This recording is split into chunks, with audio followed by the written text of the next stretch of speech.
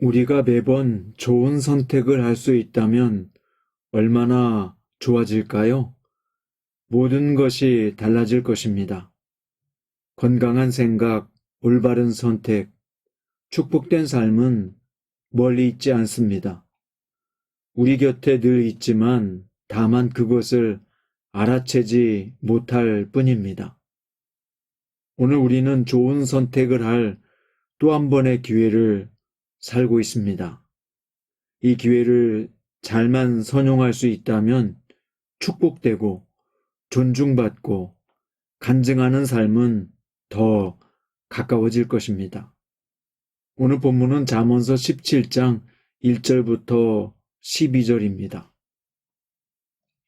마른 떡 한 조각만 있고도 화목하는 것이 제육이 집에 가득하고도 다투는 것보다 나으니라. 슬기로운 종은 부끄러운 짓을 하는 주인의 아들을 다스리겠고 또 형제들 중에서 유업을 나누어 얻으리라. 도가니는 은을, 풀무는 금을 연단하거니와 여호와는 마음을 연단하시느니라. 악을 행하는 자는 사악한 입술이 하는 말을 잘 듣고 거짓말을 하는 자는 악한 혀가 하는 말에 귀를 기울이느니라. 가난한 자를 조롱하는 자는 그를 지으신 주를 멸시하는 자요. 사람의 재앙을 기뻐하는 자는 형벌을 면하지 못할 자니라.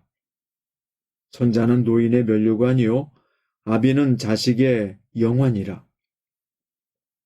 지나친 말을 하는 것도 미련한 자에게 합당하지 아니하거든 하물며 거짓말을 하는 것이 존귀한 자에게 합당하겠느냐.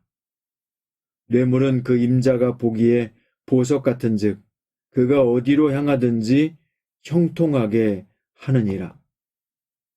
허물을 덮어주는 자는 사랑을 구하는 자요 그것을 거듭 말하는 자는 친한 벗을 이간하는 자니라.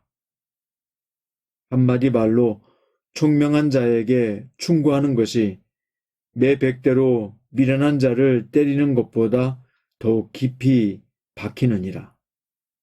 악한 자는 반역만 임세나니 그러므로 그에게 잔인한 사자가 보냄을 받으리라. 차라리 새끼 빼앗긴 암콤을 만날지언정 미련한 일을 행하는 미련한 자를 만나지 말 것이니라. 오늘 말씀의 제목은 오늘 좋은 선택을 할 기회를 살고 있다입니다. 먼저 1절에 보시면 마른 떡 한 조각만 있고도 화목하는 것이 제육이 집에 가득하고도 다투는 것보다 낫다고 말씀하셨습니다. 우리의 삶의 진정한 가치는요, 외적 조건이나 환경에 있지 않습니다. 겉모습이 화려해도 마음에 평안이 없다면 행복하다고 할 수 없을 것입니다. 마른 떡 한 조각만 있더라도 화목할 수 있다면 부유한 집에서 다투며 사는 것보다 훨씬 낫습니다. 행복한 삶은 소유의 넉넉함에 있지 않습니다. 주님 안에 있습니다. 하나님을 경외하는 선택을 하며 살아갈 때 따라오는 것이 행복입니다. 행복은 곧 마음의 평안이죠. 그러므로 성도는 오늘 마음의 평안을 가져다주는 선택을 해야 할 것입니다.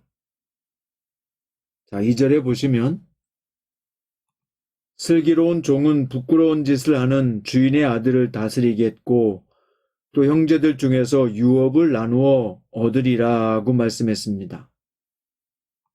바꿀 수 없는 운명은 존재하지 않습니다. 하나님이 개입하시면 얼마든지 뒤바뀔 수 있습니다. 그래서 지혜로운 사람은 자신의 삶을 제한하지 않고 가능성을 열어두고 사는 것입니다. 잠언 저자는 슬기로운 종은 미숙한 주인의 아들을 다스릴 수 있고 그 집 자녀들과 함께 유산을 받을 수 있음을 말하고 있습니다. 종의 신분이라도 슬기로움이 가득하다면 아들의 대우를 받을 수 있단 말입니다. 종도 자녀의 반열에 올리는 것이 지혜입니다. 따라서 성도는 신세를 한탄하지 말고 하나님의 은혜를 구하며 바라며 살아야 하는 것입니다. 자, 3절에 보시면 도가니는 은을, 풀무는 금을 연단하거니와 여호와는 마음을 연단하시느니라. 하나님은 이렇게 사람의 마음을 연단하십니다. 도가니와 풀무의 연단을 통해 높은 순도의 금을 얻을 수 있는 것처럼 말입니다. 연단의 과정에서 불순물이 제거되기 때문이죠. 사람의 마음도 이와 같다는 것입니다. 연단을 통해서 불순물이 제거되죠. 사람에게 도가니와 풀무는 바로 시련을 말하는 것입니다. 시련 자체는 힘들고 버겁고 어렵지요. 그러나 시련을 통해 인내를 배우고 예수님을 닮아가게 됩니다.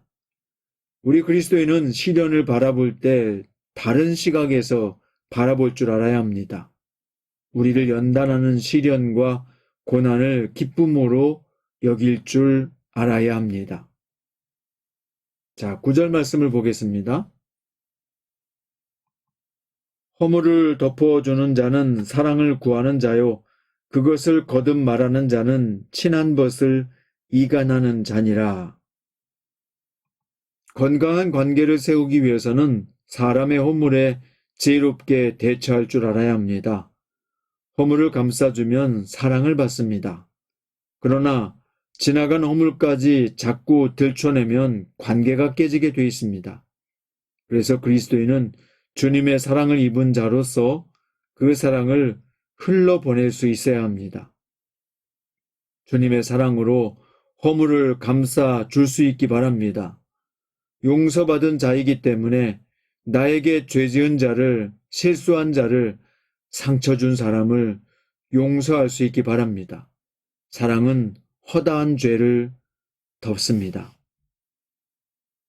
자, 이제 잠언의 충고를 받아들인 사람이 지혜로운 사람이고 그렇지 않은 사람이 미련한 사람이라고 말하고 있습니다. 그렇기 때문에 미련한 자에게 100번 매질하는 것보다 총명한 자에게 한마디 충고하는 게 더 낫다고 말씀하는 것입니다. 미련한 사람에게 충고하기보다요, 그를 피해야 합니다. 잠언 저자는 차라리 새끼 빼앗긴 암콤을 만날지언정 미련한 사람은 만나지 말라고 단호하게 명령하고 있습니다.